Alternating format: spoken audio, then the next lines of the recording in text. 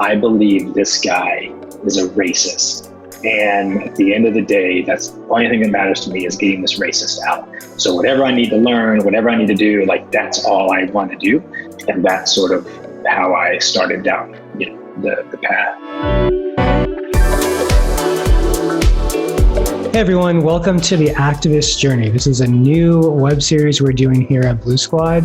This show is going to be all about people that have gone through various stages of activism. We'll be talking to local organizers, leaders of prominent advocacy groups, and maybe even candidates themselves. We're basically trying to explore what it takes to become an activist, the journey you go through, the challenges you face, and what kind of things these people are working on that gets them excited every day. So that's what the series is going to be about. Every show, we're going to have someone new on and talking to them about their story.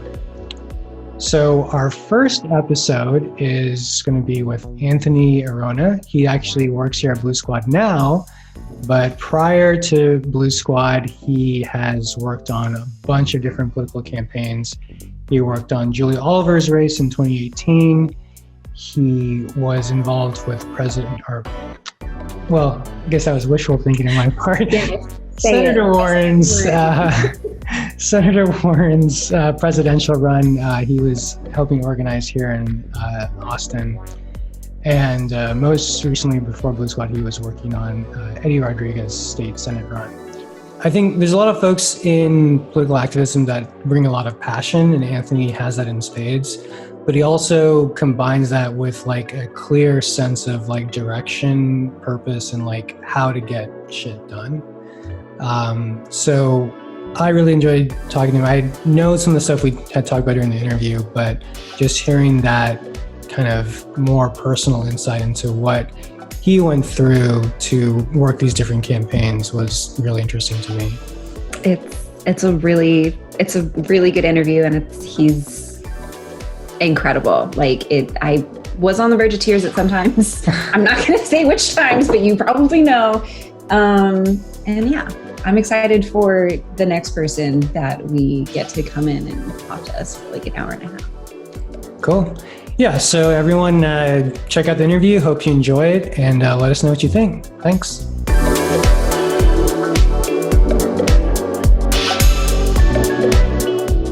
I got like a bunch of questions. Man, I don't know what these questions are going to be like. They're going to be like the hot ones, deep dive into your soul kind of questions. Wow, man. I'm going to be crying by the end. I haven't been to therapy in a while, so because of quarantine, so this is good. Perfect. So with this series, like what we're trying to do is do deep dives into people who have been involved in activism, particularly progressive activism. You've obviously had, in a short amount of time, like a pretty extensive career in progressive politics. So I kind of want to like rewind the clock a bit. I know a little bit about this, but I'd love to kind of hear like from you, what is the moment where you're like, okay, I need to do something. This is the career for me. What was that moment like for you? I'd always like been interested in it, right? And sort of when Obama sort of came on the scene, that's like when I, first, I lived in Chicago, and one of my bosses was like, you should read this book. I was actually kind of grew up in Texas as this sort of Republican, but I didn't know literally anything. I just knew I was from Texas, and George W. Bush was from Texas. Oh gosh. I think the same way. Like I remember like in like a middle school like mock election thing or something. Totally. And I was like, George Bush, yeah. Exactly. Like I used Texas. So but I didn't know anything. And so when I lived in Chicago, my boss of this organization that I worked for, one of them said, you should read this book by one of our senators. And I was like, who is Barack Obama? Who is this guy? And then she's like, it's Barack Obama. And I was like, okay. So I started reading it, and his story, it was Dreams from My Father, his story about sort of growing up without a dad, being biracial. I'm half Hispanic. And so I really sort of connected with that in a way. And that was like the first time that I really started to pay attention. And I was seeing things in Chicago that I just saw sort of for the first time, how broken our system is. And so fast forward, I moved back to Houston, moved back to Texas. And I told all my friends, like, hey, this is the guy, like, this is going to be the president. And everybody's like, no way, no way he's going to be Hillary. Nobody knows him. And I was like, I promise it's going to be the guy. So I got involved in sort of volunteering. And that was sort of like the first time that I really got involved. And then, like a lot of folks, I've heard this talked about a lot on podcasts, and the Pod Save guys talk a lot about it. Like a lot of people, after he was elected, it was like, okay, my work here is done. And so 12, like, I still actually got involved again, but then really did nothing for the next 4 years. And going into the election of 16, really did nothing, and knew how bad Trump was, knew, how awful it would be. But like everyone, just thought there's absolutely no way he's going to win. So I did not help. I did not volunteer. And very, very embarrassingly, I told a few people this story. I might have told y'all the story. I can't remember. I didn't even vote in 2016 because I thought Texas, like what Republicans want us to believe, try to make us believe for so long, it doesn't matter here, there's no chance. So I didn't even vote. And I woke up with that night as it sort of unfolded. I was with friends. We had an election watch party. We're ready to celebrate. And when it didn't happen, there was one moment where I just said, this is too awful. I need to listen to President Obama. And so I put on one of his speeches on YouTube, and I literally fell to the ground and started crying because I just couldn't believe we had gone from that to this. And so the next morning I woke up and I was lying in bed and looked at my phone just because I was like, that had to have been a nightmare, had to have been a dream. And when it really started to sink in, right there, I was laying in bed and I said to myself, whatever it takes in 4 years to make sure this doesn't happen again, I'm going to do whatever I can. I felt like I hadn't, it was my fault. Like I hadn't done, not enough. I hadn't done anything.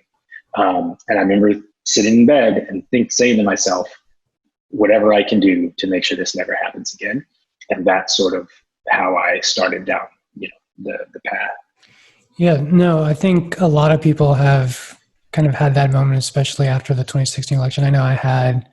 Amanda, did you have a moment like that? Yeah, night of the election, I was like with friends and we ended up getting really drunk on Rainy Street, like watching the live stream. And I asked the bartender when I realized it was turning to just give me the strongest drink they had. And yeah, I just kind of sat there until like 2 a.m. until they closed, and I walked home. Yeah. You'll feel that like how common do you think that experience was for people? Like, I feel like us, like I sometimes worry that we're like in this sort of progressive bubble. Like how widespread is that moment, that November 2016 moment for everyone? I mean, it was obviously a global shift, and in our country, right, there was a shift. So, this is like for later in our conversation, but everyone, a lot of my friends who are progressives, who are Democrats, they'll say, I'm just so worried that Trump's going to get reelected, right? Like, I'm just really worried he's going to get reelected. Look what they'll bring up, that Biden's ahead in the polls, but so was Hillary in 2016. And I just have to stop them because I get that. And I don't want us to get complacent. We have to fight for everything. However, we're not even in the same universe that we were in 2016. Like the amount of people, to your point, that have that story the amount of people who either were renewed or newly engaged. I mean, it's crazy. Like everyone that I mean, at least half the people that I met in, my campaign work were all new folks, people who had never been involved. And they said in 2016, I realized I had to get involved. So we're not even on the same, on the same planet that we were. And so I just have to believe that obviously the millions of folks that are now engaged because of this, that changes things. I mean, it's like, it's not even apples to oranges. It's like, not even, I don't think we can compare them. And this will be, I believe, and a lot of other people believe, the highest turnout in US political history, and because of 2016. And because of how awful he is. And so I think those two things make it just completely different, to your point, because of how many people woke up that morning and said, I can't have this, let this happen again. Yeah. Are you worried that, God willing, there is a Biden victory? Are you worried about that momentum tapering off, people going back to that apathy we had with Obama? Yeah. I mean, I think no matter what, there will be people that do that, unfortunately, right? There will be people that see this as sort of, he's, the end game is getting Trump out, right? When that's not the end game. But I do think the fear, the PTSD, for lack of a better word, like all of that, I think will sort of move people to a place where we got Trump because of how disengaged we were. And so I can't let that happen again by becoming disengaged again. I mean, there will be people, I think, for sure that happens to, but I don't think it's going to be the same as pre-2016. Well, let's go back to kind of like your journey through politics then. So you're saying whatever it takes, you're going to do something. So like that moment kind of like clicks in your head. What's like the very first step you take to make that happen? The first step was I Googled or Facebook searched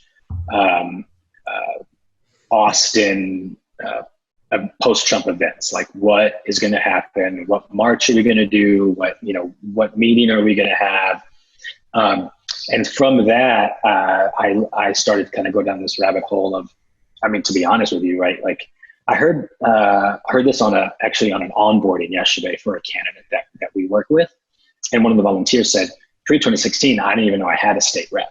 And so I knew like we had state reps, but I didn't know who it was. And so I looked up my state rep and I saw that it was Gina. And I contacted her office to sort of say, what are we going to do? Like, what's next? And her and Donna Howard and Celia Israel and Eddie Rodriguez, might have been one more. They decided to have a What's Next, I believe is what it was called, What's Next Austin sort of meeting. And I remember driving up to it. It was probably, I want to say, felt like, the day after the election. It wasn't, but it was probably like a week or two after the election. I drove up and the line and the cars, it was crazy. They had to move it, I believe, from another venue to a different one because of how many people wanted to go. And I went, I think there were like 500 to 600 people at this meeting. And it was almost like therapy for a lot of people. It was folks getting up and just, I mean, legitimately crying, yelling, like, what are we going to do? Talking to them, what are you going to do? And that was, the first kind of thing I did. And from there, I saw a guy afterward who looked like he was in charge. And so I went up to him and I asked him, like, if I could go ask a question to Gina. And he said, you can, yeah, I'm her chief though, you can ask me. And I started sort of this conversation with her chief, and a guy named Doug, who's just awesome. And that's kind of how it opened up. And so, but you're going to like an event by Gina, and then like you end up working for Gina. So it's like, kind of walk us through that. Cause like, it's almost like predestiny or something like that, Yeah. Well, so I was working actually in the Episcopal Church. I'm a Credo Episcopi, and I loved it, but I knew the next step was going to be fighting what Trump was going to be doing and getting him out. And so I decided then, like everything I do, I want it to be, in order to sort of make that happen. And I just started this conversation with her chief, just sort of talking, and we started to sort of meet. I would go to the Capitol, and I remember the first time I went to the Capitol, it had been the first time since like grade school, I think. And I just thought, like, well, this seems so official. This is way too big. This is scary. And we met for lunch, and we started to meet for lunch, and we met a few times.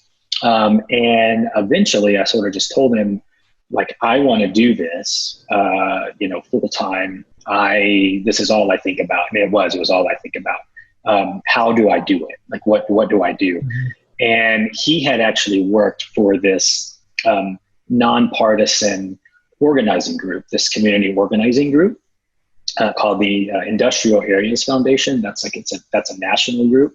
Here in Austin, it was called Austin Interfaith. Now I believe it's Central Texas, but it was Austin Interfaith. He had been the lead organizer there before he joined Gina's staff. And so he said, would you be interested in that? Because it was sort of like they work with churches, all sort of walks of faith, teachers, schools, to sort of work on issues that directly affect the communities that you're organizing in. And he said this could be like a perfect fit, coming from church background, from ministry, and what you want to do politically. And so I said, absolutely, I would love to. And so he got me an interview. And that was actually the first job I got, was as an organizer for the Industrial Areas Foundation for Austin Interfaith. And I loved it. I mean, I learned a lot. They sort of, they teach and make you learn more than sort of any job I've been in. But I also knew, as 2018, the election was coming, I needed to be a little more partisan. And so I knew like my next step was going to be a campaign of some sort. I think for a lot of people, when they want to get a little more involved in activism or politics or anything like that, they might think like, what can I contribute? Like, who am I to like make some sort of impact? Like, can you talk to that? Like, what is it that made you feel that you had the kind of ability to do that, or get you over that like inertial hump? Yeah, I don't know if I ever really thought, if I ever thought, I'm not gonna be able to do this, so I don't have anything like sort of to give, because in my mind, like solely focused on, I believe this guy is a racist. And at the end of the day, that's the only thing that matters to me, is getting this racist out. So whatever I need to learn, whatever I need to do, like that's all I want to do. I will say, I sort of did have I knew working in ministry and working with students in large churches and in small churches, you sort of just politics. I mean, there's a lot of politics in churches, as a lot of people know. And if you just it's a personal, you're just talking to people. And so I knew I had that skill set based from, my sort of years of experience. But then also I will say, and to this day, it's still very real, I still have this sort of imposter syndrome around I don't know what I'm doing. This is like a gut feeling, and I think we should do this, or I think this person's good, or this person's not. And you just kind of have to go with it, I guess. Would you say that there's a lot of similarities between organizing high school students and organizing volunteers? Oh yeah, all the time. Organizing volunteers is probably harder than working with high school students. Getting students and families to commit to something like a trip or an event. It's probably easier than getting a volunteer sometimes to commit to door knocking or making calls. But yeah, it's real similar. Actually, kind of curious, your religious background, what kind of impact or how that's influenced your view of politics and your career in politics? I sort of think first, the most hurtful, the most sort of maddening piece of Trump's administration. And not just that, but unfortunately right now, the Republican Party is sort of the evangelical church, and how they allow everything he does, and in a lot of ways do it in the name of God. Like, it's so awful. It's so awful. So that's sort of like, from a moral standpoint, that's like very, very, I don't know, important to me. But in like, on a day-to-day, I saw in sort of the first campaign I worked on after organizing, I saw sort of like this, and it's so true. You'll hear people say, like, I hate Democratic primaries. I hate primaries because it's like just a bloodbath, and it's ugly. And it's insane to me that it gets so ugly, because not just like we're all the same team, vote blue no matter who, none of that. But like, if I tend to believe that most of the people that I've come across are good people, like at their heart, people running for office. Like, not all of them, there's bad apples everywhere, but they're good people and they're doing it for the right reasons, especially first-time candidates post 2016. So many folks, just like I got involved wanting to work campaigns, people decided, I'm going to run. Like, it's time for me to run because we have to stop this. So I think they're good people. And what I would see in primaries was this, this sort of like old school negative attack. And that, to me, if it's like my faith or whatever, was also just so, it turned me off. And I believed that there was absolutely a different way to campaign, and to sort of point out contrasts from your opponent without sort of these like lies and sort of these like fake attacks. So that my faith maybe, played a part in that. Is there a specific story you're thinking of when? Oh yeah. Can you tell us? So I worked for a congressional campaign for Julie Oliver, the amazing Julie Oliver. There was like, you never want to like bring it back up that much, because who's going to see this? I have no idea. And, you try to water under the bridge type of thing. But there were these mailers that went out attacking Julie. Like, there was this mailer, and this is going to get me in so much trouble. I'm so excited. There was this mailer that had Julie had the picture of Julie next to Abbott, and I don't know if it was and Perry, and maybe Patrick and Cruz. Ooh. All of these pictures on a pile of money, and like saying that she was like them, basically because I believe it was her campaign treasurer had voted in the Republican primary in 16 to vote against Trump, And so it was, and that like over 25 years before that, growing up as a high schooler, like I just said, I was a Republican. She said she was a Republican. So they sent this mailer out, and I'll tell you, like it fed my soul to see the reaction of people to that mailer. Folks who said, I was undecided. So this was a runoff. We were in a primary, a 5-person primary. She came in second to the person who came in first, who was a good candidate and a really good guy. And going into the runoff, it was like that runoff, people lost their minds. Like, it was just like, it's time to just go after. And so sent this mailer, and seeing people on social media telling her I was undecided, or I was even going to vote for the other guy.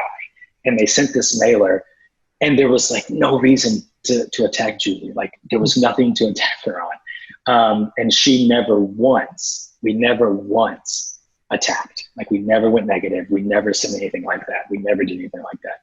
And a lot of people, besides the organizing work that we did, which was unbelievable and amazing during the runoff, that mailer might have lost him the election. So it was good to see. If you're going to like go negative and you're going to like actually go that route, like you have to actually have dirt on people. You can't Photoshop Julie Oliver. Yeah, like that's just like anyone who knows Julie, like that would be a ridiculous comparison to make. You meet her once. Yeah, it was. I mean, it was, you know, and the comeback line was like, they would say she was a Republican. Can you trust her? She may still be a Republican. And her line was legitimately, I've been voting in Democratic primaries longer than our opponent has been able to vote, period. So like she is like clearly in the voting history is all there to see. And you know, it was kind of crazy. I mean, and I'll tell you, being brand new in politics and feeling like there's good and there's bad, and, you know, or that's, you know, maybe a bad term, but there's like evil and there's good, and we're trying to do good right now.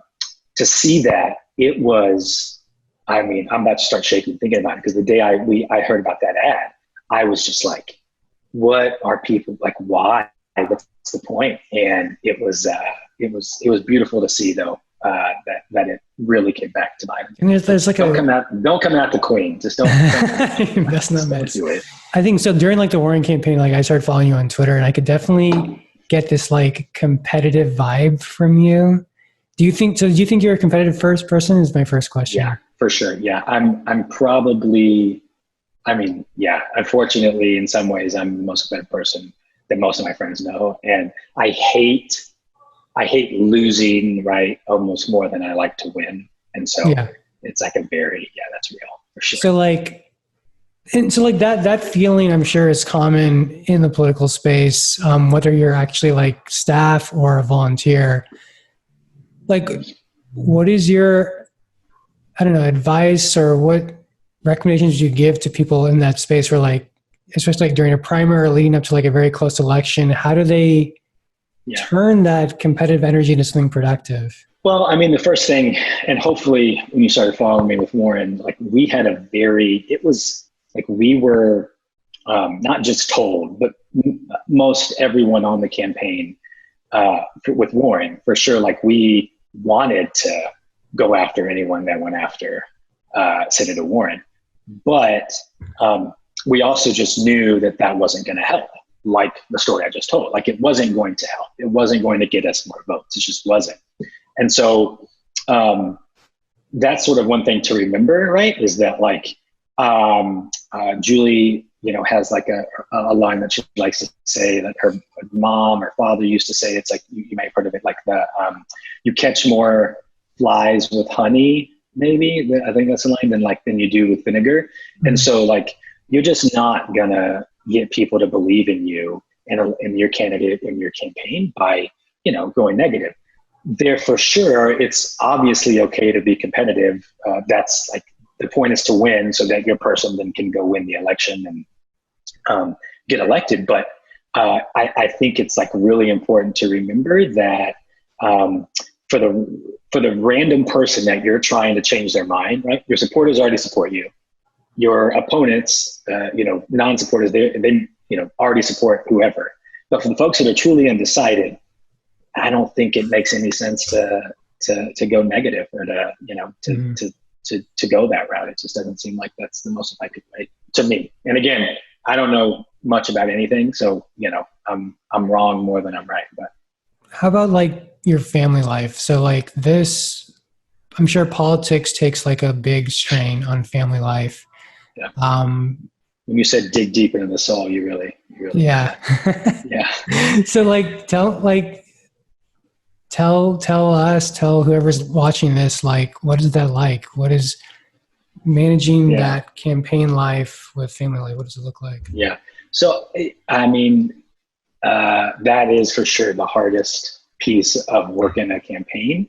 You know, I like to sometimes, I'll just daydream sometimes, or, you know, previously about like, if I had gotten in this when I was 22 years old, 23 years old, like what it would look like and how it would be different, not better or worse, just like what would be different. And so, each campaign has been a different level of challenge, or each sort of job. The Julie race was, she's now like family, and I think she would say that. And so there was a lot of, not a lot of understanding. There was an Indian amount of understanding. Also, I was doing like political, that was like what I morphed into was political director. And that was a lot of like evening events, club meetings, sort of being like a surrogate or proxy, right, for the campaign. And so the great thing about that was I could leave early. She let me leave early, and I would go pick up my kids or pick up my daughter at the time from school. And so I could see her, be there until I needed to leave in the evening, right, to go do this. So that was like very helpful. After Julie, I worked in Gina's office at the Capitol. And again, Gina is also very understanding, but the ledge is a little less unforgiving. And so just the nature, it was a lot of all day. A lot of not seeing. And my son had just been born. We had just adopted. He had been born, I think, a month before. No. We got him like 5 or 6 days before session started. And so session started, and there was a lot of time, that I missed with him. Also, unfortunately, the reason being because Gina is the best and hardest working legislator in the country. We were in the office. I got friends in other offices. If they ever see this, they'll be mad at me. We were in the office. I would walk down the hallway. Everybody else would be gone. Lights would be turned off. Doors would be closed. And we'd be there because Gina makes sure that we didn't miss anything. And so every amendment, literally every single amendment, someone looked at. We did, we had to make sure we didn't miss anything. And so that was hard. Session was hard. And towards the end of it, the crazy days, it was just, it was impossible. And that was hard for sure on the family, on my wife, I don't know if it was hard on my daughter. She thought it was cool that I worked at the Capitol, and for Gina, I'm curious, what were those conversations like in the family? Yeah. Like with your wife, with your children, here are my responsibilities. Here's what I can do while I'm doing these things. What did that look like? Yes. Again, with Julie, it was a pretty set, and I think my wife was happy that I could work until 3-ish, pick up the kids, be there. She could come home if she was at the office, and then, leave again. And sometimes maybe get back in time to put Zuri down, right, for night. So that was a good flow. The whole point of sort of getting into politics, getting into the progressive sort of movement, we knew not just financially, but also as a family, we were going to be making, and by we, I mean my wife and my kids, were going to be making a lot of sacrifices. And, to her credit, it was just, we didn't even talk about it that much. It was just, this is what we're doing. Now, there were times when it was hard and it sucked. And for sure, it got really hard. But we did it. I will say none of those though. After the ledge, I went back and worked for Julie in her re-campaign. And then when I went to work for Warren, that was the most insane, intense thing that I've ever, been a part of. The coolest, greatest, most exciting in a lot of ways thing I've ever been a part of, but the hardest. And that for sure, Senator Warren was an amazing candidate, led an amazing campaign. She gave even more time off than most presidential campaigns. So for a long time, we still got a day off. And there was a cap on the number of hours you could work. But towards the end, it was really, really hard. And that was really, really hard. Were there ever any moments, either working in Warren, Julie, or any other experience, where you're like, do I really want to do this? Is this Yeah, for sure. I almost left our campaign with Warren a little more than halfway through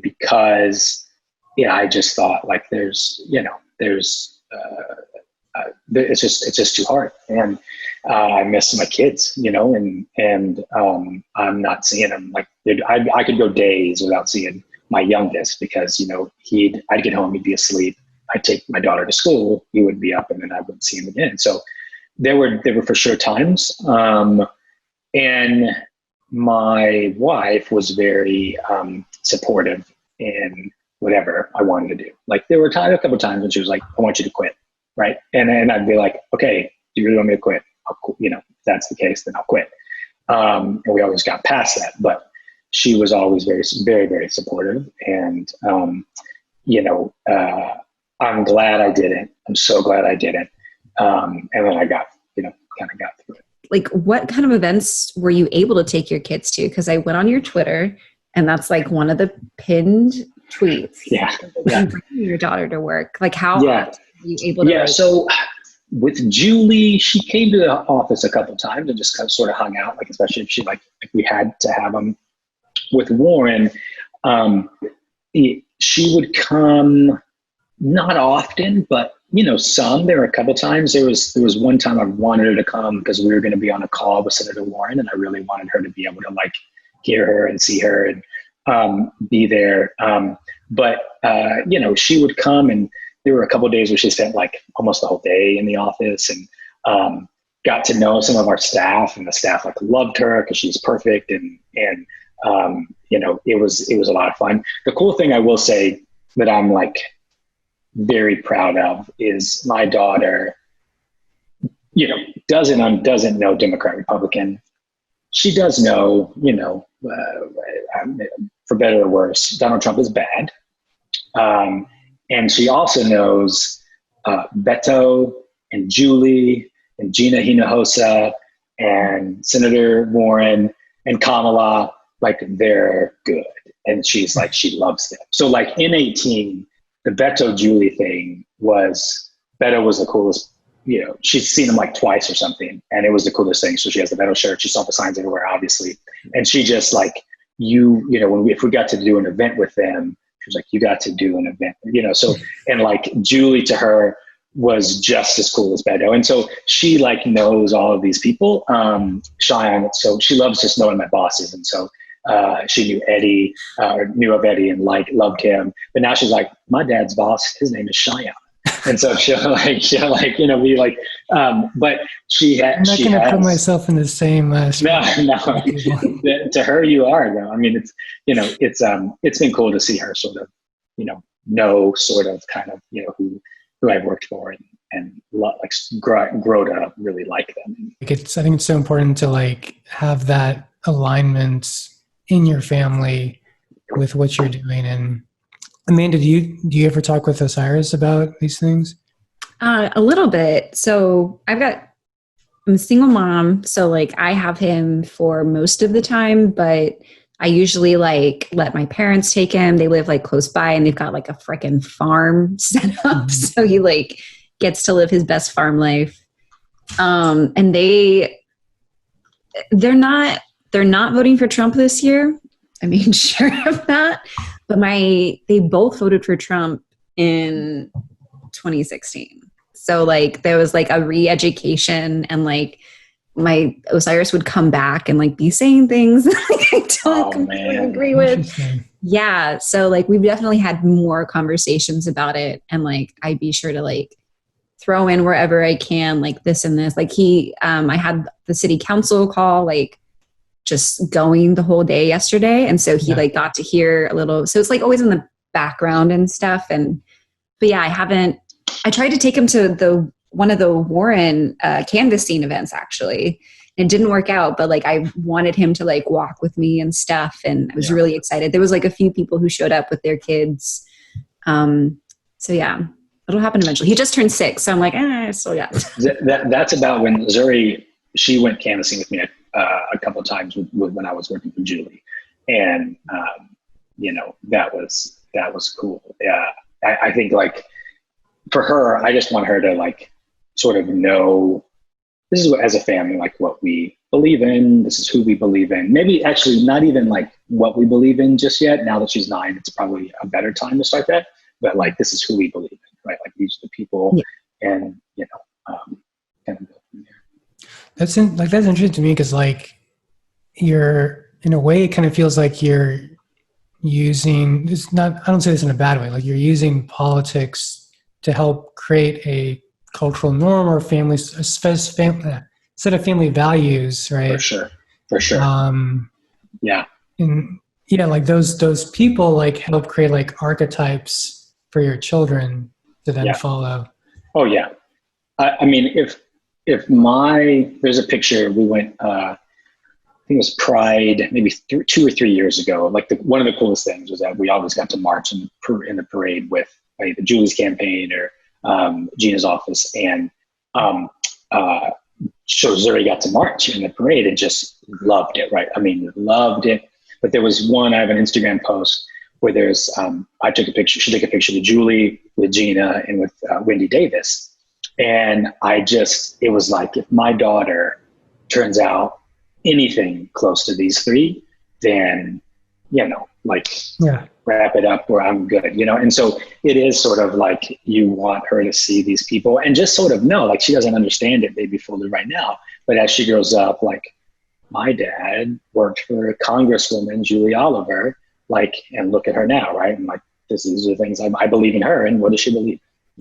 I think like another interesting thing I think will happen from that is that she won't feel a distance between those people like her elected officials and those sort of champions of progressivism and her. So like for her, it won't be like this big thing if she wants to get into that or be more involved. Like it's not a big thing. It's like it's part of her life the whole time. So that's a great point. That is something I think one of the coolest things that I've seen was when I first got involved. I mean, candidates, electeds for sure, were just I was super nervous around them all the time, right? Even like a first-time candidate like Julie, I was just like, you're running for Congress, and for sure. And it's made me like working for these folks. When I see Senator Warren, it is a very good connection around. They really are normal people. And like Julie will say, she's a dork. Like she is, she loves numbers, and she's like, it's not like she's this like perfect person. And, Gina is hilarious. And Eddie is, he has a hilarious sense of humor that like not a lot of people get to see. And they're all like normal people. And that for me was like a really important piece to see that, they're not sort of what a lot of times we kind of think they are, right? Wait, did Anthony go to the Good Politics event with us? No, that was. I didn't go with y'all, but I did go. Nate and Liz, kind of the founders of that, are like good friends. And I love all of that. And that sort of, to me, what I was talking about in primary elections, when there's like the negative attacking, right? Like the Good Politics model, I thought for a second, do I want to do a consulting thing around like good politics, like around like what it would look like to never go negative and only be positive, based on like what Liz and Nate did. I love their stuff. Yeah, it's really, I feel like they really helped me personally, like kind of humanize all of these candidates, because they just like set up a big room and like tossed a bunch of candidates in and like invited everybody. And we're like, hey, just come on by and like talk to people if you want to talk to people. And it was just like, like seeing them in person and like getting to have that conversation with people.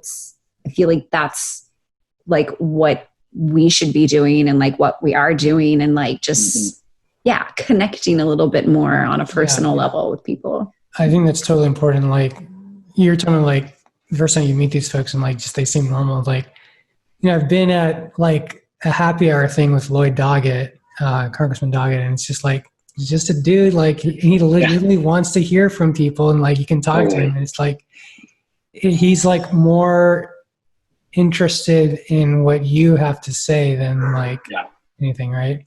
And like another thing was like, I had the chance to talk to Beto of Blue Squad on a Zoom call, and like leading up to that Zoom call, I'm like kind of like, like sweating and stuff. And then like the call happens, and it's like, this is a guy that is trying to do something to build something, and he wants to know if I can help that.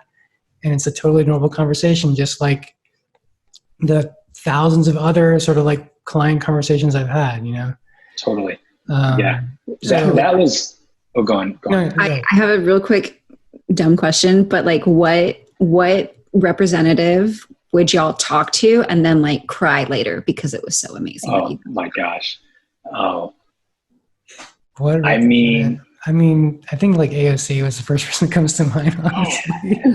I was going to say Warren, like she did birthday calls and for her staff, and those are real. Like I never thought I'd get one. It was 3 days before Iowa during Senate hearings. And I was like, no way I'm going to get one.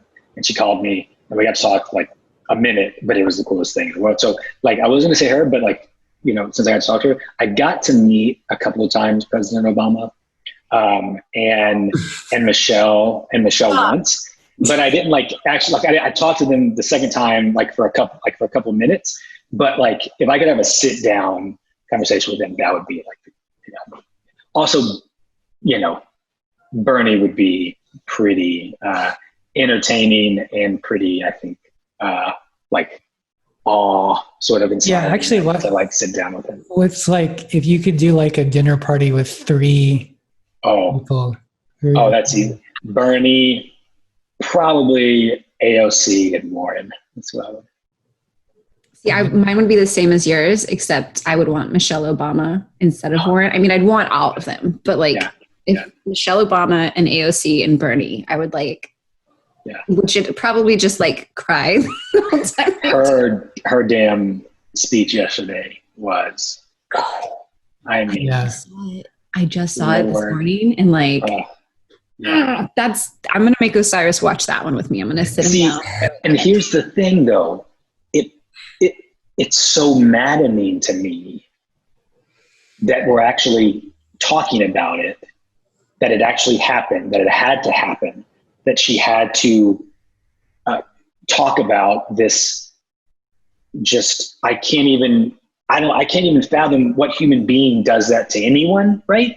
But to like a representative and a colleague, like, so it's just crazy that it even happened. So that pisses me off that we're even talking about it, because we're talking about it because it happened and she had to address it and talk about it. And of course, because she's truly the queen and she'll run the world, whatever she wants. She's like nailed it and knocked it out of the park. But it's just like, I can't fathom 2 old white dudes walking. I mean, I can definitely fathom it. No, I mean, I can fathom it, but I can't that they just thought it was okay to do that. I mean, it's such like, fucking white people. There are they're supposed to be like the best of the best, like represent all of us, like top tier, like the ones that we have like scrutinized and sent through like this ridiculous election process, and like they paid their dues or whatever, and then they're just like up there harassing young women all day. So many of them, and they're not. I mean, I hope someone sees this on from the GOP, are trash. Like they are trash. Like not just legislators. Like not even like legislators, but like human beings. Like they like to have, you know, to just do that to anyone, to a woman of color, to a colleague like that. I can't even, you know, fathom it. It's crazy, you know? So that pissed me off that she had to even talk about it. So actually kind of like going off AOC, one of the many things that struck me, like as far as like what she's helped me understand around how politics works, is that, you know, most of the staffers who work for like elected officials, they're like severely underpaid. They have no time. And you were talking about you guys putting in the time with Gina. Like, I guess, I don't know if I have specific questions. Like, how do we, like AOC has like taken steps to like overcome that. Like she pays them a living wage so they don't have like a second job. And that's I think that's a big reason why she's able to deliver speeches like that, like on the fly, because she's prepared, right? Yeah. Sorry, go ahead. So like, I think some people and I want to make sure everyone knows, some people both think, truly, some people really do think that like each legislator gets to decide how much they want to pay their people, right? And so like that is definitely not the case. So like in a way, it's kind of the case, but like Gina for sure, wants to pay her staff as much as humanly possible. Like wants to take care of everyone. I believe every legislator, Republicans, Democrats, they want to take care of their staff. However, at least in the Texas, in the Texas ledge, right? Like the House and the Senate get a pool of money to divvy out to staff. But the crazy thing is it's the same pool of money on the Senate side as it is on the House side. But there are like way more, a third, a fifth, whatever, of state senators as there are state reps. So that pool of money is divided up among a smaller pool of senators. So staff can get paid a lot more. On the House side, not only are there more, more representatives, if you want like a diverse staff, a staff that has someone on policy, has someone doing community engagement, your chief, obviously, an LD, like if you start having 4 or 5 positions, it's a really low number that staff's going to get paid because that pool of money is the same. And so that's sort of absurd to me. I don't know how it works, on the congressional side, federal side, but I'm sure it's similar. And, a lot of people talk about, especially at the federal level, staffers. I know a lot of folks on the sort of to the furthest left, folks who are like, all staff wants to do is get a job and then go be a lobbyist so they can make a lot of money. And unfortunately, that sometimes is true, but it's because you can't make it. You can't live on what you're making, and if you have a family, I'll say this, if you have a family, as someone who did it and has a family, there was a point in time where I was like, and now I'm going to go lobby and I want to make as much money as possible so I can take care of my family. Because that's getting Trump out, taking care of my family, only 2 things I care about. So I don't care what you think about me. I'm going to go lobby. Not for like insurance or payday lending or anything like that, but like, or oil, but like, that was what I was going to do. Yeah, I think a lot of people, I think in America we have this idea that we don't want government to be big. We want to be small and kind of handicapped. And there are consequences to that. You don't get people where that's their primary source of income as your representatives. That creates a lot of problems. So totally. Yeah. It sucks. On the House side, when you're in session, it becomes hard. There's just no way even to have another job because you're just, at the heart of session, you're there for 10, 12 hours a day, whatever it is. And you're making, very, very, very little. What kind of jobs would people get to supplement? Like aside from lobbyists, would they drive for Lyft? Would they have to take on? Like if you're on a staff? Yeah. That's a good question. I think I'm sure at the federal level, it's a wide range, and maybe Uber and Lyft, and at the state level, in the ledge, again, I didn't know anybody I didn't know anybody who had a second job during session because it's just not possible. Mm-hmm. However, post session, if you stay on as a staff, one of the good things is you can go work for your rep's campaign, or you can even, what happens a lot of times, this is what I did, you leave session, you leave the ledge and you go work campaigns, which still the money, it's not amazing, maybe a little bit more than the staff, but that's what a lot of people do. Could candidates use and reps use their campaign funding to pay people more? Or I know there's weird laws. Yeah, yes, I believe so. I believe so someone who works for, let's say, a rep, that person can be their staffer, and then that rep is running for re-election. They're running a campaign, a separate fund, it's campaign funds, and they can that person will be the campaign manager or the field director And I don't know if like a lot of people, if everyone loves that, right? Like it seems shady, but also I don't hate it because it's just kind of like they got to get paid, they got to take care of themselves, and in most instances they really are working this job, this campaign to help them, get elected. And so I think that happens. I don't know how much, but it definitely happens. Nice. I could be wrong. I always like to say that. So, but I don't Comment below if Anthony's wrong. Exactly. Yes. Do please do. What would you say were like the biggest differences working at kind of each campaign level? So you've worked at a state Senate level, congressional, and presidential level. What are like the key differences that stand out for you? Well, for sure, at the congressional and sort of the state Senate, you know pretty well the candidate, like personally, right? So that was one of the coolest things for me was that, and even working in the ledge with Gina, like you got to know them, right? And they, if not become a friend, they become, someone that trusts you, you trust them, and there's a relationship there, a personal relationship there. It could be professional, it could be, like I said, Julie and I became like friends. I love her family.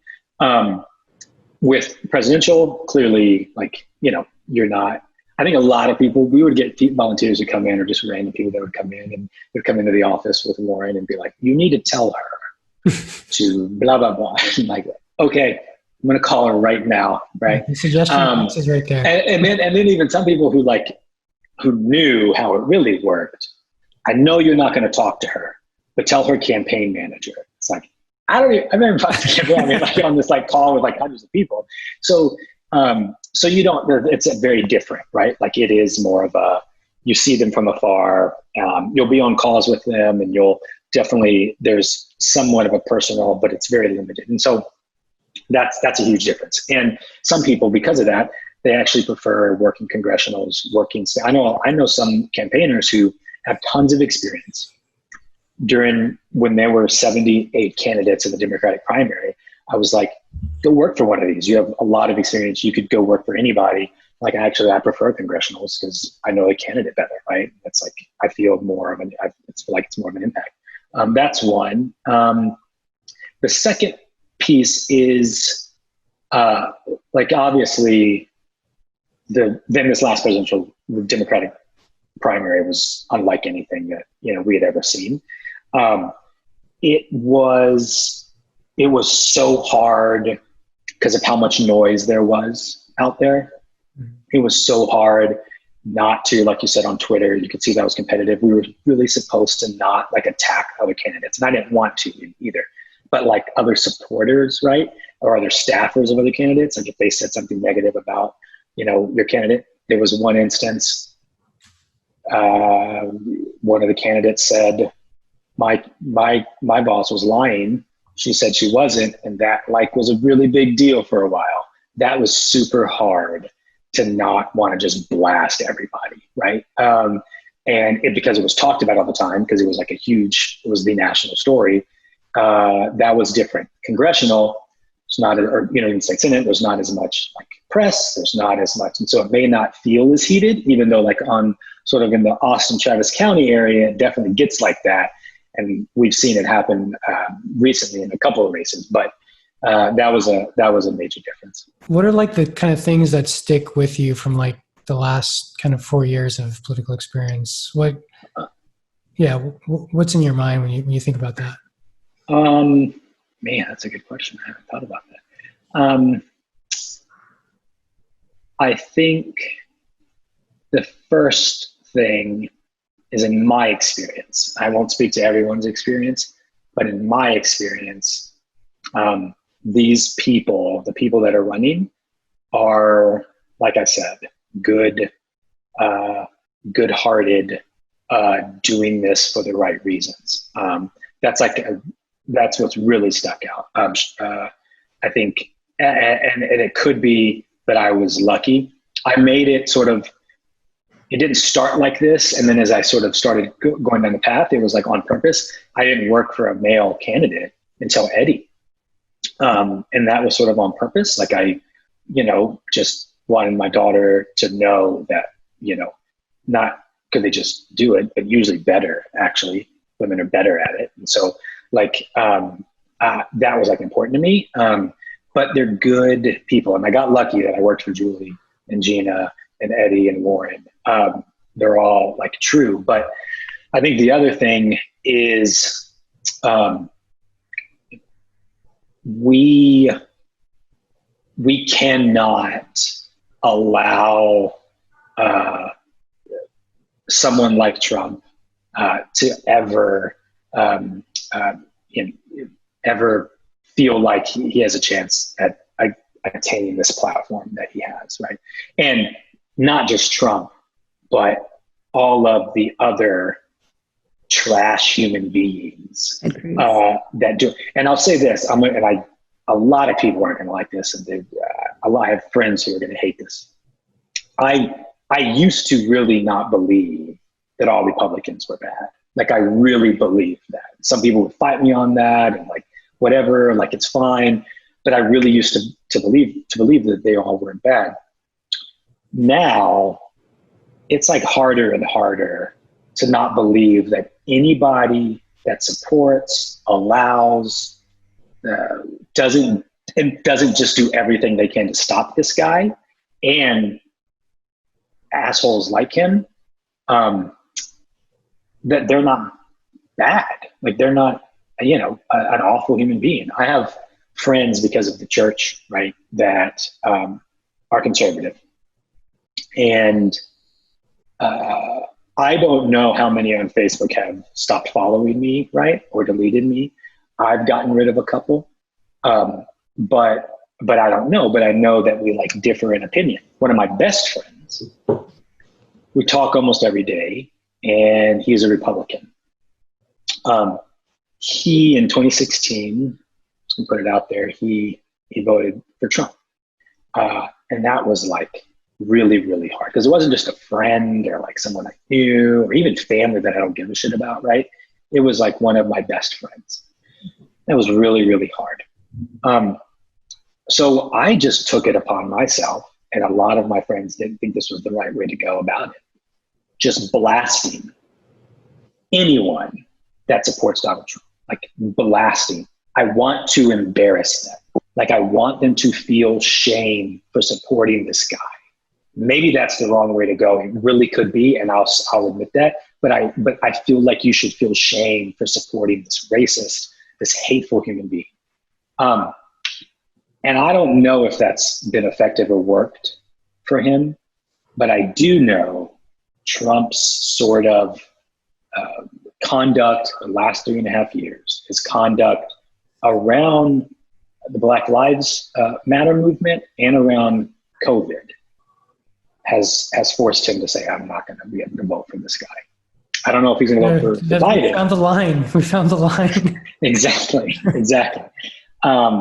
And yeah, like I used to think, I got into this the first time I had this conversation with Gina's chief. I literally said, we're all talking about to the same people. We're talking to Democrats who are angry. I literally said, I want to talk to Republicans because I need to figure out why they voted for him and what they want to do. And I want to work with these people to figure out what we can do. And I am 100% past that. The last 3.5 years, it's all of them should be dragged. The only way to get rid of them is to defeat them. And that's it. It's good versus evil in my eyes. And that's what we are. Yeah, I think we started the conversation about what was that like first moment, like, after the election, that sort of stuff. And looking back on that, like for me, like, yeah, I think that morning after, it was like, I feel like I quickly came to a realization that what I thought about America and the American population was completely wrong. Yeah. And there was this whole, basically half of the country that had fundamentally opposite values to me. And I don't want to like say that's necessarily true for sure, but like it's in my head now. Is the hard part to grapple with, right? And so like, you know, being a person of color, it's like before 2016, I would walk out down the street, whatever, and like everything's fine. Especially being Indian, you don't really face the same kind of issues that other people of color do. But post that day, I'm like looking at people. I'm like, what are they thinking? You know, and that's to me like that's one of the hardest things. Is like this. It's like it's hard to admit. It's like almost like hate was put in you that wasn't there before. You know, and yet we try to like turn that into a positive thing. Like instead of like just being frustrated, we're trying to help candidates. We're trying to build what we're doing at Blue Squad, that kind of stuff. But yeah, just that's for me, like what you're saying, that kind of like what relates to me. One thing what I would wonder is if, because I have that same like feeling, like half of the country are just, they are okay voting for an awful human being, right? That's like that's the nicest way to say it, right? Half of the country. But what I would actually say is I don't know if that's true. And just in 2016, half of the voting electorate. Yeah, you're absolutely right. Which was like so 30, 40% or something. Yeah. And so totally. that to me, and President Obama has a line, and I'm sure probably others have said it, is that like, if everyone voted in America, sorry, Republicans, you would lose every single time. You would lose every single time because the majority of people aren't okay with sexism, racism, going backwards,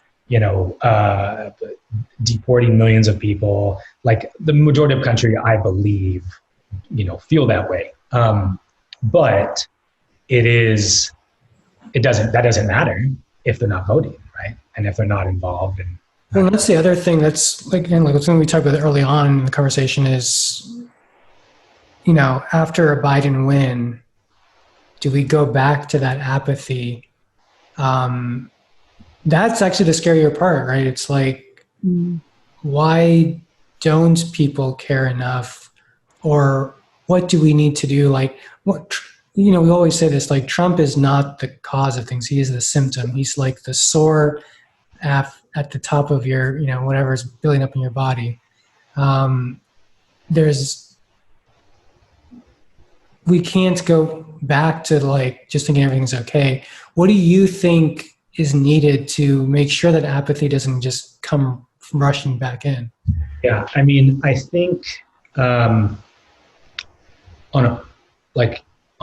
there's like personally what someone needs to do, and then there's sort of like what we need to do as a progressive movement. I mean, as a company, on a personal level, I think everyone, like probably my favorite thing we did with the Warren campaign was we wanted everyone to know their why, right? Like why they're in this fight, like why they're in this fight. And that was really important. The first thing we had was have them kind of say that and sort of recognize that, acknowledge it. And so I think it's really important for people post November when Biden becomes president. It's going to be really important for people to always remember why they got in this in the first place, right? Like the day after Trump won, you realized we have a racist in the White House, right? Or you have, whatever the reasons are, you're going to have to remember that always, because if you forget that is when the apathy starts to set in, on a personal level. As like a movement and as a society, I mean, I think it's hard because, like I said, for some people, they are going to think that this was all they needed to do was get rid of Trump and go back to sort of their normal life. I think messaging and what we talk about, what Biden talks about, what his administration talks about, what other candidates, other legislators, what other companies, progressive movements and companies talk about is going to be really important, because the only way to sort of keep this, at the forefront of sort of everyday life is to constantly be talking about the injustices that we see every day. And I think that is, one of the only ways that we sort of make sure we don't fall back again. Because, I think it's going to be really, really important for people like AOC, people like Senator Warren, people like Senator Sanders, people like newly elected Congresswoman Julie Oliver, all of these people to constantly talk about every day. And not even like there's already, it's been a conversation in like the Democratic progressive sort of circles around like, what do we do once Biden is president? Like, can we get Medicare for all? Can we get a Green New Deal? Is it going to be that progressive? That's all like really important conversations that we're going to have to continue to have. But we're also going to have to continue to talk about racial injustice and the wealth gap in this country.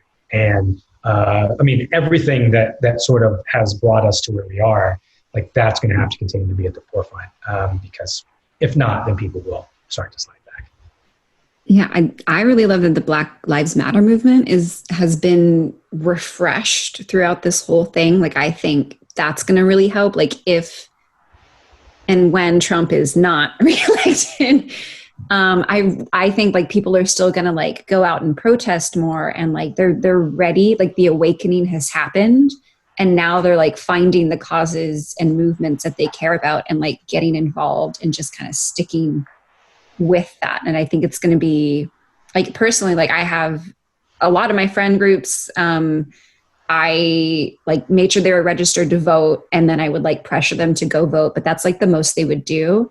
And now they're like making pamphlets to hand out to people. They're like texting me about marches that I didn't know about. They're like going to things. It's really, yeah, I think we have entered like a new civil rights movement, and like it's going to be a lot harder for people to unengage from that, because now they know like what would happen if they didn't, Well, and I'll say like that point is so spot on, because something I've been thinking about is like with so much of what we're doing, right, as Blue Squad, engaging our friends, trying to get people who maybe weren't as involved. Now, because of sort of the last 4 years that I've had, I'm not going to say all of my friends are like out marching every day, but for sure, most of my friends are voting, and most of my friends are posting, which we can get into how much that does. However, what I've started to think about is, it sounds funny, but I have to make new friends. Like, I have to find other people who aren't involved. Like my network, I'm not saying it's tapped out, because it's definitely not, but I have to, I'm in a bubble for sure in Austin, right? And like what I've done, the work that I've like just working with people and the people that I know now, a lot of them are involved. So I have to go find new friends who aren't involved, new people, and to continue to grow it, because I think that's like going to be really key for folks, is as your network and as your friend group, as you get them more involved, they're going to need to get their friends who aren't right involved, and those are going to get, and just literally what we're trying to do as a company. So I also want to talk a little bit about like the Trump supporters and Republicans, because we actually like just released a mission on Blue Squad on how to talk to Trump supporters. And I think you should go do the mission, because I worked really hard on it. And I think, yeah, once we get like more people who are like on the cusp of getting involved, and they're like, they have the same values, but they don't know how to start. Like once we get those people, like it's going to be a matter of getting like the centrist Republicans, who I think have already had a change of heart for the most part, and kind of reaching out to those people who like may vote for Trump this year, but like are starting to like have doubts and like rethink things. Because yeah, it's a technique called motivational interviewing, which is really interesting because it's mostly just listening to people talk and listening, like taking like their hate and like taking their disinformation and just being like, okay, I hear you and I understand what you're saying. Have you ever had a situation where you felt this way, where you felt that you weren't being listened to, or where you felt like someone was discriminating against you, and kind of like, you talk about this a lot too, like telling your personal story. And then once they tell their personal story, you tell yours. And so all of a sudden, like this issue that you're trying to get them to be more aware of becomes very humanized, and they're able to like relate to it. And you can kind of like, it's all about like guiding them into like a change of heart, even if they don't want to. It's like made for, motivational interviewing is like made for people who like might get really upset and like angry and like are just very aggressive almost. So that's like exactly what happens in a deep canvassing approach, where you like go to that same house for 5 months, once a month or something like that, and you build a relationship with that person, and you aren't trying to pitch them on the candidate or anything like that. You're just like, you say, I'm here about this thing. It's like, what do you think about that? How has this impacted you? Have you ever been in a similar situation to this?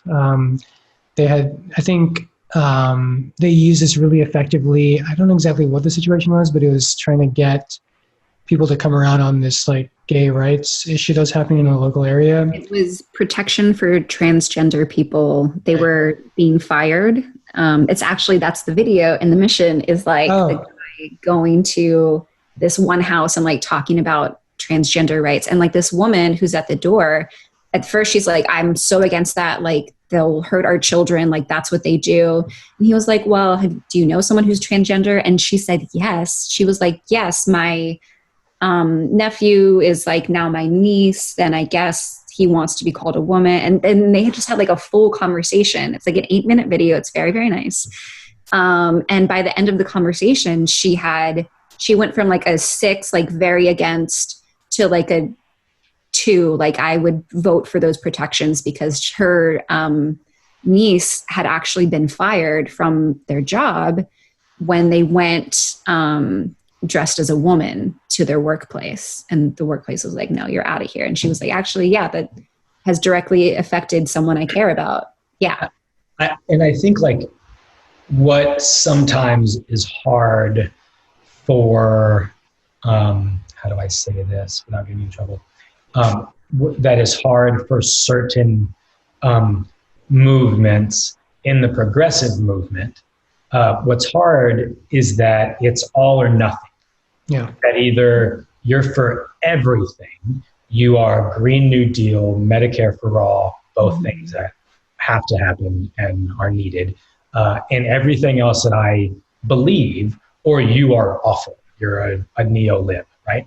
And so that like to have that conversation that with a Trump supporting Republican, like, you know, I think it's really important for us to remember going into these conversations that you're like, let's just get to one thing that we agree on, right? Like I don't know if you're ever going to get to where I believe, you know, that we need Medicare for all, right? But like, can you agree? Can we get to a place where like, this woman who's said, those protections are needed, right? Like, I think that's really important because I love my favorite probably campaign story period was 2018, first go around with Julie. We were sending text messages out, got a response, sent them out to like rural, where was it? Coryell, I believe, county. And we sent a text out, got a response from someone who said, if she comes out and talks to me and tells me why she's right and lets me tell her why she's wrong, I will consider voting for her. So in my head, me and Julie's husband, Matt, were like, ain't no way we're going out there. Like, no way. Julie, being Julie, who I have rarely seen someone as progressive as Julie able to talk to Trump supporting Republicans as effectively as her. She's like, hell yeah, we're going to go talk to that person. And I was just like, oh my gosh, right? So we go on one of the road trips because Texas 25 is gerrymandered, as you know, like 13 counties. We're driving up to another rural event. She's like, we're going to stop off and see this guy. So we pull up, and I'm not kidding. The gate has a lock, a sign that says, it has a gun or two guns like this. It says, if you walk on this property, be prepared to be shot or something. I mean, like, scary. And I'm like, no, we're not. So she calls him. It's like, am I at the right house? I've got his name. He's like, yeah. He's like, come on through. So she's like, all right. So we drive through. We were with one of our interns, and him and I were like, what the hell? I'm not kidding. As we drive in, there's a woman on a horse with a gun on her hip. And I was like, I'm going to die today. Right? This is how it's going to end. We drive up, and Julie is like, keep the car running. Our intern walks up with her, and she meets this guy and proceeds to have like a 30-minute conversation around so many things. But one of the main pieces was around gun reform. And I mean, he literally, I think he had the daughter had a rifle, the mom had the handgun, and he's talking, he's a former military guy. And, I didn't know how it was going to go. And at the end of the conversation, they're talking about legislation and reform that needs to happen around gun safety. And he said something like, what we should have is that everybody that buys a gun, it's legally mandated to make them have safety training. And Julie was like, yeah. And in her head, she's like, if you want to think that was your idea, absolutely. Let's do that 100%. And we left, and I'm not kidding. I'm not going to start crying. But when we left, this man said, anytime y'all are driving through and you want to stop in, come in. I'm always on the front porch. We'll make you dinner. You come in, and we can just talk.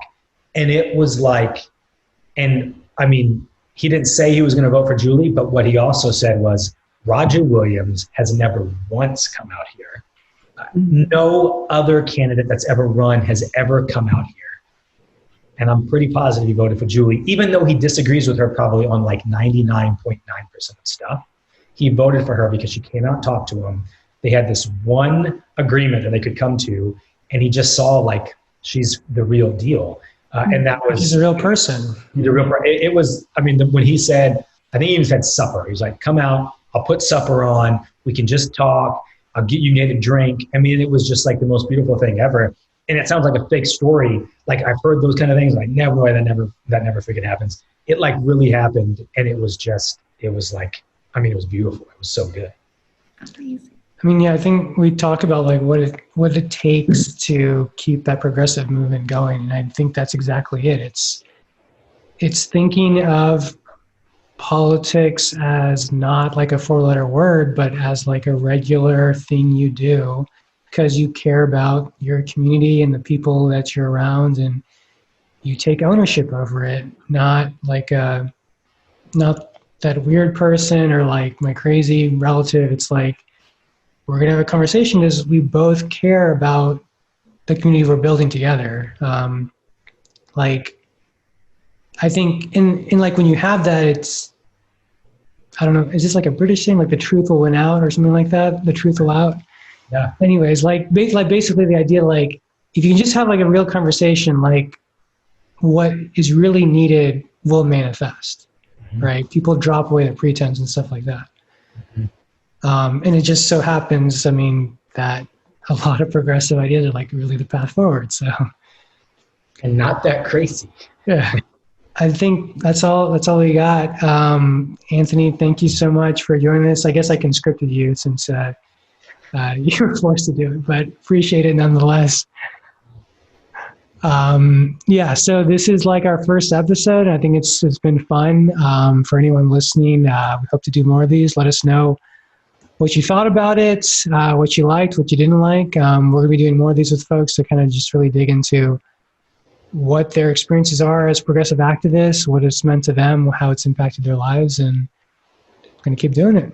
Do you think, should we have folks leave a comment on like if there's someone they want us to to interview. Like, I mean, like clearly we're not going to go get Barack Obama. I wish, but like if there's an activist, maybe, who knows? Or like a campaign staffer or anyone that's like involved. Yeah, if anyone watching this knows someone that they like has a great story about progressive activism or has a very unique experience or lived experience, let us know. We'd love to talk to them.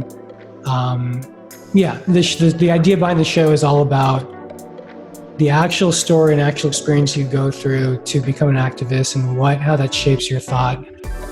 Okay, so that was our interview with Anthony. Hopefully you enjoyed it. If you enjoyed the show, definitely hit the like button and tell us what you think. If you didn't like it, I guess tell us what you thought as well. That's good to know too. Yeah. 1 star and email us. You have to tell us. Constructive feedback, please. Anyway, so like I said at the start of the show, we're trying to do this on a regular basis, talking to different activists. If you know someone that you think would be a great person to talk to, has an interesting story when it comes to activism, please let us know. We'd love to talk with them and hear their story and let them kind of have an audience with the world. So yeah, that's the show, and thanks again, y'all. Bye.